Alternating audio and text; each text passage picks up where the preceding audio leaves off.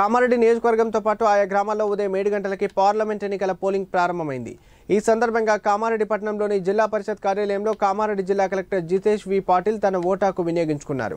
ఈ సందర్భంగా ఆయన మాట్లాడుతూ ప్రతి ఒక్కరూ తమ ఓటాకును వినియోగించుకోవాలని కోరారు।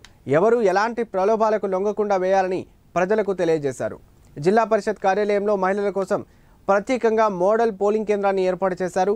పోలింగ్ కేంద్రాల వద్ద ఎలాంటి అవాంఛనీయ సంఘటనలు జరగకుండా కామారెడ్డి జిల్లా ఎస్పీ సింధు శర్మ ఆధ్వర్యంలో భారీ బందోబస్తు ఏర్పాటు చేస్తూ 144 సెక్షన్ అమల్లో ఉంచారు।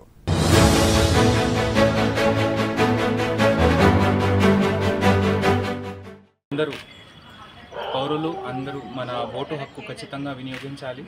ఈ అవకాశం మనకి 5 సంవత్సరాల్లో ఒకసారి వస్తుంది కాబట్టి ఖచ్చితంగా మన కామారెడ్డి జిల్లాలో ఉన్న అందరు ఓటర్లకి నా విజ్ఞప్తి, మీరు మీ పోలింగ్ స్టేషన్కి మీ ఐడెంటిటీ కార్డ్ 12 రకమైన ఐడెంటిటీ కార్డ్స్ మన election commission of India allow చేస్తుంది। మీరు దాంట్లో ఏదో ఒకటి తీసుకొని మీ పోలింగ్ స్టేషన్కి వెళ్ళి త్వరలోనే మొదటి గంటలోనే మీరు మీ ఓటు హక్కు వినియోగించండి।